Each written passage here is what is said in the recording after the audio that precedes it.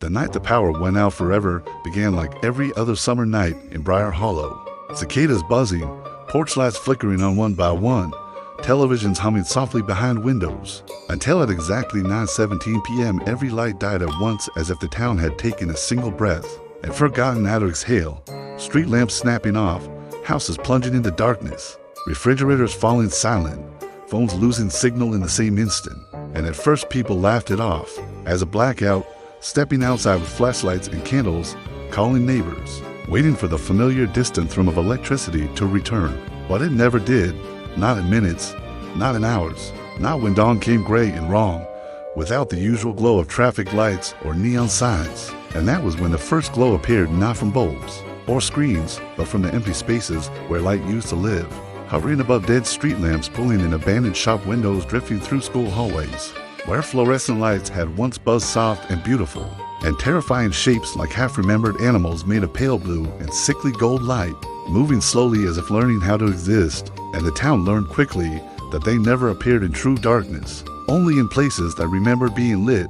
And the kids, Evan, Mira, Cole, and June, noticed it before the adults did, because kids were the ones still walking at night with flashlights, still exploring, still paying attention. And Evan was the first to realize the creatures recoiled from shadows, fading when a candle was snuffed, retreating when a flashlight died, while the adults argued about generators and power companies and the government, about how to fix things, how to bring the lights back.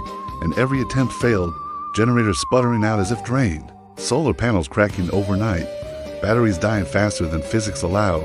And as days turned into weeks, the town adapted to darkness, candles becoming currency night, becoming something lived in rather than feared, except the glowing things kept multiplying, drifting closer to homes, pressing against windows, humming softly like distant wires. And when someone got too close, the light would surge, and the person would collapse, not burned, not injured, just empty, eyes open, breathing, but something essential missing. And that was when the kids started digging through the old places, the library basement, the closed power substation at the edge of town, the abandoned records office where dusty files whispered of projects never finished. And they found the truth buried under decades of paperwork, a classified experiment run beneath Briar Hollow, because the town sat on a thin place, a fracture between realities, something ancient and vast pressing against the world, something that could only move through energy, through current, through light. And the experiment hadn't been to bring power to the town, but to limit it, to cap it, to keep the thing asleep by feeding it just enough electricity to keep it dreaming, but never enough to wake it. And the blackout wasn't an accident. It was a final measure, triggered when the containment failed, when the thing began leaking into reflections and bulbs and screens. And the glowing creatures weren't invaders, but fragments, thoughts, feelers of something far worse. And the adults never knew, because the kids never told them, because the adults were already planning to fix everything, to restore the grid, to reconnect to the world. And the kids realized with a cold clarity that bringing the lights back wouldn't save them. It would finish the job. It would give the thing what it needed to wake fully, to step through every wire and socket and screen at once. And so the kids made a choice.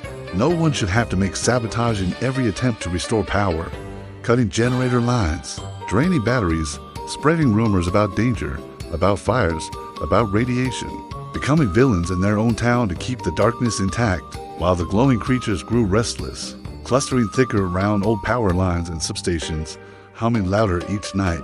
And when the mayor finally announced the last-ditch plan to connect Briar Hollow to an external grid to bring back electricity, no matter the cost, the kids snuck into the substation one final time with nothing but candles and matches, navigating tunnels that felt warmer the deeper they went, walls faintly glowing, as if veins of light pulsed behind them. And there beneath the town, they felt it, the sleeping thing immense and patient, its dreams leaking upward as light creatures. And they understood then that the darkness wasn't safety, it was a lullaby. And when they destroyed the final switch, snapping it into and plunging even the last emergency lights into black, the thing shifted, sighed, settled deeper into sleep, the glowing creatures fading one by one like embers finally cooling. And the world above never knew how close it came to ending, only that the power never came back. That Briar Hollow became a town of candles and stars, of stories told in the dark, of kids who grew up to fast and never left guarding a secret no one would believe anyway. Because sometimes the most terrifying monsters aren't held back by light, but by the courage to live without it.